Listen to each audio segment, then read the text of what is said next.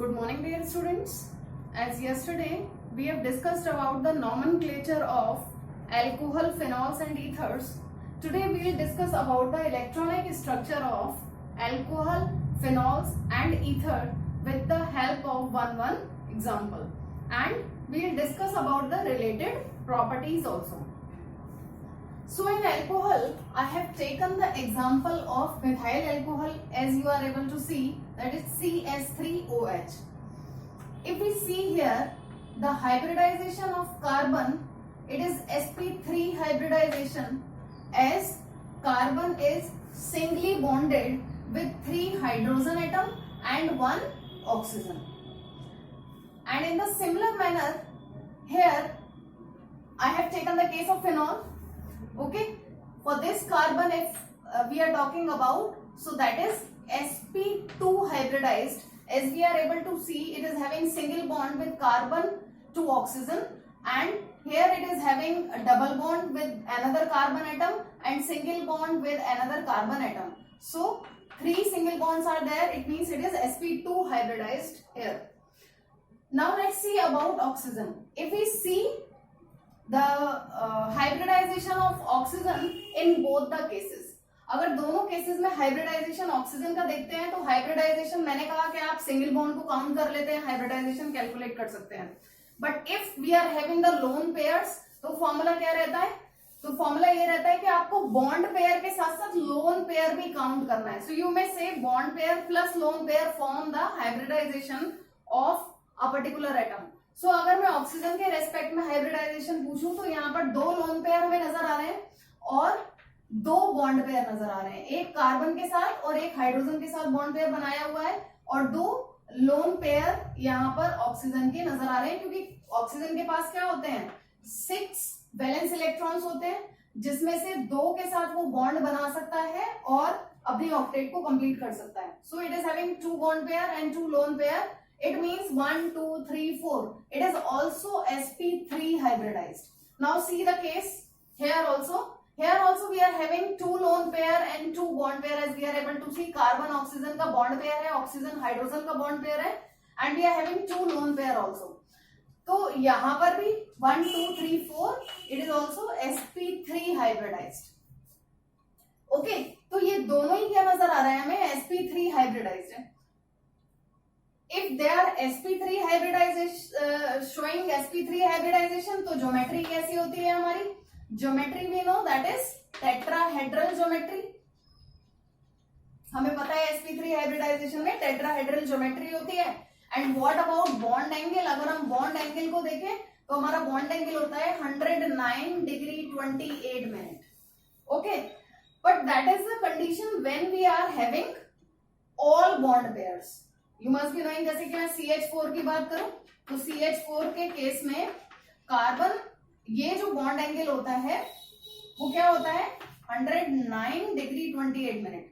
चाहे ये वाला देखें, ये वाला देखें या ये वाला देखें, 109 डिग्री 28 मिनट जो है हमारा बॉन्ड एंगल होता है. But what we are able to see here, हमें यहाँ बॉन्ड एंगल कैसा नजर आ रहा है? जबकि O क्या है हमारा? sp3 हाइब्रिडाइजेशन शो कर रहा है. ज्योमेट्री टेट्राहेड्रल होनी चाहिए इसकी, और बॉन्ड एंगल भी यही होना चाहिए. लेकिन that is the condition when we are having only bond pairs. लेकिन यहाँ पर 2 लोन पेयर नजर आ रहे हैं, तो 2 लोन पेयर नजर आने से रूल क्या चेंज हो रहा है?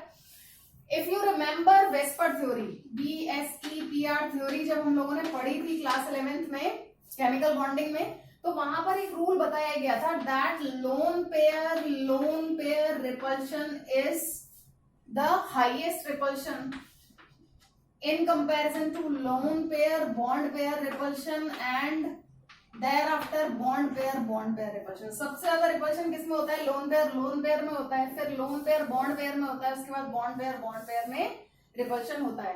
So as we are able to see here, we are having 2 lone pairs here.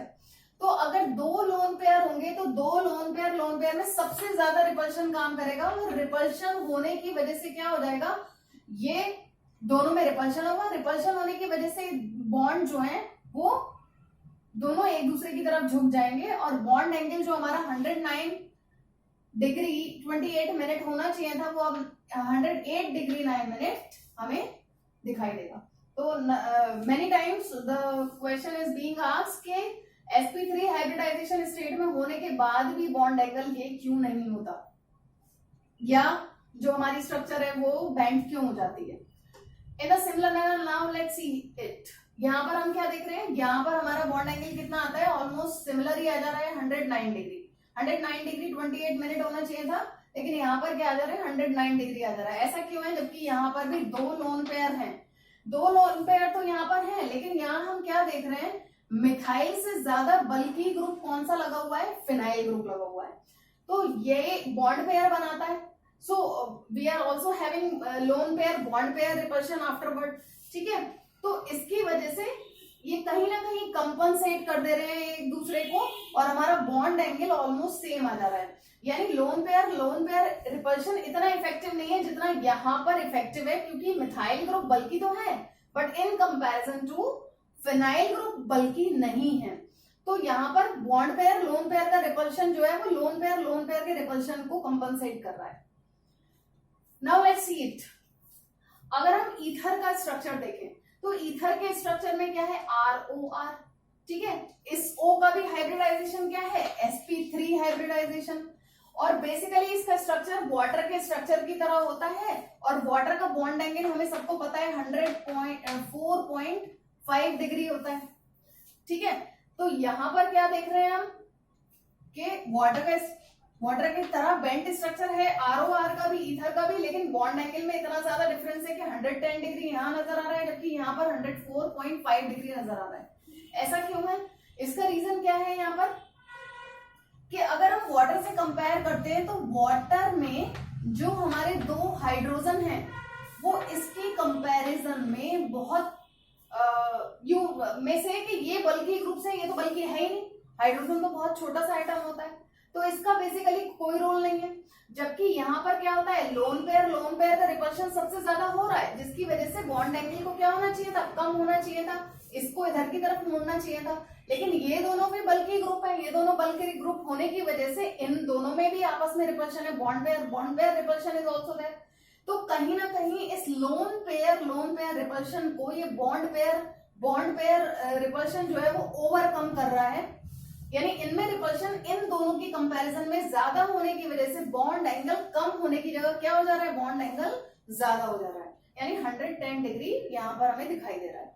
तो this is the question which is being asked in the examination. Water से कंपैरिजन करके पूछा जा सकता है, आपस में एक दूसरे से कंपैरिजन करके यहाँ पर बॉन्ड एंगल आपसे पूछा जाता है, ठीक है। द नेक्स्ट थिंग, अगर हम बात करते हैं तो बॉन्ड लेंथ की बात करते हैं। अगर हम बॉन्ड लेंथ देखते हैं तो यहाँ यानी मिथाइल अल्कोहल के केस में जो हमें बॉन्ड लेंथ मिलती है that is about 142 picometer. Carbon और ऑक्सीजन के बीच में जो बॉन्ड लेंथ होती है, सिंगल बॉन्ड लेंथ वो कितनी होती है, 142 पिकोमीटर होती है, ठीक है। बट अगर हम कंपैरिजन करें फिनॉल के केस में तो कार्बन और ऑक्सीजन के बीच में जो बॉन्ड लेंथ हो जाती है वो 136 पिकोमीटर रह जाती है।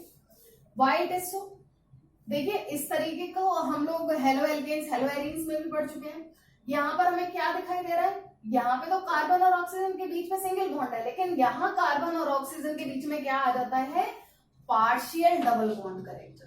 कैसे कैरेक्टर शो होने लगते हैं, पार्शियल डबल बॉन्ड कैरेक्टर ये शो करने लगता है। और partial double bond character show होने की वजह से यहाँ पे जो है बॉन्ड लेंथ क्या हो जाती है, कम हो जाती है, क्योंकि सिंगल बॉन्ड की कंपैरिजन में डबल बॉन्ड की बॉन्ड लेंथ क्या होती है, कम होती है। और अगर स्ट्रॉन्ग के बेसिस पे पूछे तो ये कार्बन ऑक्सीजन बॉन्ड ज्यादा स्ट्रॉन्ग होगा in comparison to alcohol carbon oxygen bond. देखिए हम लोगों ने किस तरीके से पढ़ा था, हम लोगों ने वहां पर Cl के एग्जांपल से पढ़ा था, यहाँ फिनॉल के एग्जांपल से पढ़ लेते हैं। यहाँ पे हमें क्या पता है कि फिनॉल पर भी हमारे क्या है, 2 लोन पेयर्स ऑक्सीजन के पास है, ठीक है, जिसकी वजह से ये प्लस आर इफेक्ट शो करेगा, यानी इस कार्बन को ये 2 इलेक्ट्रॉन डोनेट करेगा और ये हमारे जो पाई इलेक्ट्रॉन से माइग्रेट कर जाएंगे इस कार्बन की तरफ। सो ऑक्सीजन पर कैसा चार्ज आ जाएगा, पॉजिटिव चार्ज आ जाएगा, और यहाँ पर डबल बॉन्ड अपीयर हो जाएगा, ठीक है। और यहाँ पर अब आ गया नेगेटिव चार्ज, क्योंकि ये इलेक्ट्रॉन इधर मूव कर गए। नेक्स्ट रेजोनेंस शो हो रही है, यानी यहाँ पर रेजोनेंस की वजह से प्लस आर इफेक्ट की वजह से रेजोनेंस की वजह से डबल बॉन्ड कैरेक्टर कार्बन और ऑक्सीजन के बीच में अपीयर हो रहा है। देखिए फिर से हम फर्दर स्ट्रक्चर बनाएंगे। अब तो अच्छे से बनाने आ गए होंगे, हम लोगों ने काफी बार डिस्कस किए थे पहले चैप्टर में। ये यहाँ पर माइग्रेट कर जाएंगे क्योंकि पेंटावैलेंसी शो होने लगेगी। देयर आफ्टर सिमिलर हेयर, ये डबल बॉन्ड के फॉर्म में यहाँ शिफ्ट हो जाएंगे इलेक्ट्रॉन्स, और ये नेगेटिव चार्ज ऑर्थो पोजीशन पर अगेन आ जाएगा। इससे हमें ये भी पता चल रहा है कि OH ग्रुप भी हमारा कैसा डायरेक्टिव इन्फ्लुएंस शो करता है। That is also showing the directive influence ortho para directive. ठीक है, so now we are having negative charge here. ये फिर दोबारा से यहाँ आ जाएगा और ये वापस से लोन पेयर यहाँ अपीयर होगा। तो इस तरीके से प्लस आर इफेक्ट शो करने की वजह से रेजोनेंस शो करता है O, क्योंकि कंजुगेशन में है ये lone pair with the double bond, और रेजोनेंस शो करेगा। रेजोनेंस शो करने की वजह से डबल बॉन्ड कैरेक्टर आएंगे, इसलिए बॉन्ड लेंथ क्या हो जाती है, कंपैरेटिवली कम हो जाती है। ठीक है, इस केस में और इस केस में ऑलमोस्ट सिमिलर ही रहती है, जैसे 141 पिकोमीटर यहाँ पर बॉन्ड लेंथ आती है। The next thing that we have to discuss is the dipole moment. Dipole moment की अगर हम बात करते हैं तो डायपोल मोमेंट कार्बन और ऑक्सीजन के पैरेलल, अगर मैं मिथाइल अल्कोहल में देखती हूँ डायपोल मोमेंट तो कितना आता है 1.71 D। ठीक है, यहाँ पे हमें मालूम है ऑक्सीजन कैसा होता है, इलेक्ट्रोनेगेटिव होता है नेचर में, तो इस पे पार्शियल नेगेटिव और इन दोनों पर पार्शियल पॉजिटिव चार्ज होता है। That is dipolar in nature, जिसकी वजह से हाइड्रोजन बॉन्डिंग भी शो करता है, और डायपोल मोमेंट हमें दिखाई देता है 1.71 D। लेकिन अगर हम यहाँ पर बात करें तो यहाँ पर डायपोल मोमेंट क्या हो जाता है, कम हो जाता है in comparison to this is 1.54 D। ऐसा क्यों होता है, देखिए यहाँ हम क्या देख रहे हैं, यहाँ कार्बन जो है, यहाँ कार्बन sp3 हाइब्रिडाइज्ड है, ऑक्सीजन भी sp3 हाइब्रिडाइज्ड है, जबकि यहाँ पर जो कार्बन है फिनाइल रिंग का वो sp2 हाइब्रिडाइज्ड है। ठीक है, sp2 हाइब्रिडाइज्ड होने का मतलब s कैरेक्टर क्या हो गए, इंक्रीज हो गए, और हमें पता है S कैरेक्टर इंक्रीज होने का मतलब इलेक्ट्रोनेगेटिविटी क्या हो जाती है, बढ़ जाती है। ठीक है, तो यहाँ पर तो हम सीधे सीधे कह सकते हैं कि इस पर पार्शियल नेगेटिव और इस पर पार्शियल पॉजिटिव, लेकिन इस पर इलेक्ट्रोनेगेटिविटी बढ़ गई और इसकी वजह से इन दोनों के बीच का जो इलेक्ट्रोनेगेटिविटी डिफरेंस यहाँ था वो यहाँ पर अपीयर नहीं हो रहा है। इसकी इलेक्ट्रोनेगेटिविटी बढ़ने की वजह से इन दोनों के बीच का इलेक्ट्रोनेगेटिविटी डिफरेंस कम हो रहा है, जिसकी वजह से पोलैरिटी कम हो रही है, और इसी वजह से डायपोल मोमेंट भी क्या देखने के लिए मिल रहा है हमें 1.54 D देखने के लिए मिल रहा है। While in this case if we are talking about तो इस पर पार्शियल नेगेटिव और इन दोनों पर भी पार्शियल पॉजिटिव चार्ज आएगा। अगर हम डाइमिथाइल ईथर के केस में डिस्कस करते हैं तो जो हमारी वैल्यू है कैलकुलेटेड दैट इज 1.30 D, और जैसे ही ग्रुप हमारा थोड़ा बड़ा हो जा रहा है हमारी जो पोलैरिटी है वो बढ़ जा रही है, और 1.81 D यहाँ पर हमें देखने के लिए मिल रहा है, क्योंकि जो है हमारा जो प्लस आई इफेक्ट भी वहां पर शो होने लगता है। जितना बड़ा ग्रुप होता जाएगा उतना ज्यादा प्लस आई इफेक्ट लगता जाएगा, और उसकी वजह से हमें डायपोल मोमेंट में चेंज देखने के लिए मिलता है। सो इन प्रॉपर्टीज पर बहुत इंपॉर्टेंट क्वेश्चन इस तरीके से पूछे जाते हैं, कंपैरिजन करते हुए, बॉन्ड लेंथ को कंपेयर करते हुए, ठीक है, बॉन्ड एंगल को कंपेयर करते हुए और डायपोल मोमेंट को कंपेयर करते हुए। So that you are to do afterward. Next हम लोग थोड़ा सा डिस्कस कर लेते हैं आइसोमेरिज्म को। ठीक है, आइसोमेरिज्म अगर हम देखते हैं तो अल्कोहल के केस में हमें कौन कौन सी आइसोमेरिज्म देखने के लिए मिलेंगी, इसका स्क्रीनशॉट बहुत जल्दी से ले लीजिए आप लोग।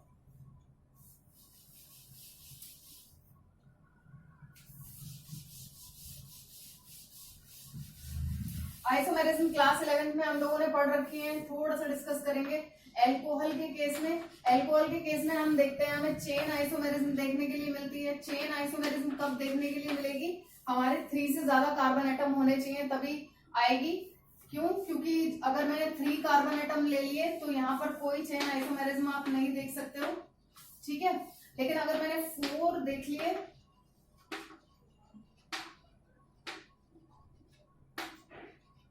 ये 3 वाला केस था, चेन आइसोमेरिज्म पॉसिबल नहीं है, लेकिन 4 वाले केस में आप क्या बना सकते हो, ये तो हो गया आपका एन ब्यूटाइल अल्कोहल।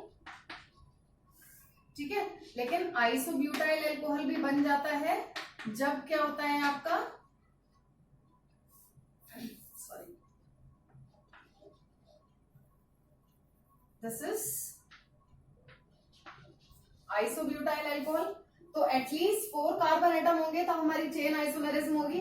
पेंटाइल ले लेंगे तो इसके अंदर आपका सेकेंडरी स्ट्रक्चर भी फॉर्म हो जाएगा। ये तो आइसो बन गया, आइसोब्यूटाइल अल्कोहल। लेकिन अगर मैंने एक कार्बन और एक्सटेंड कर दिया तो आइसो के साथ साथ आप सेकेंडरी भी बना सकते हो, नियो भी बना सकते हो, that you know well.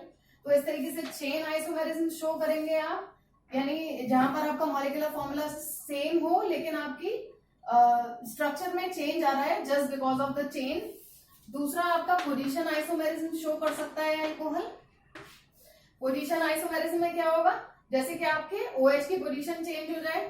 Suppose if I am talking about N-butyl alcohol, तो इसमें फर्स्ट पोजीशन पे है, ठीक है। अब मैं क्या कर सकती हूँ इसको, मैं यहाँ पर CH3 CH2 CH OH CH3, तो ये हो गया हमारा सेकेंडरी ब्यूटाइल अल्कोहल, ठीक है। तो यहाँ पोजीशन क्या हो गई, अब 2 पोजीशन हो गई, यहाँ पर 3 हम इसमें नहीं ला सकते, लेकिन अगर हम ले लें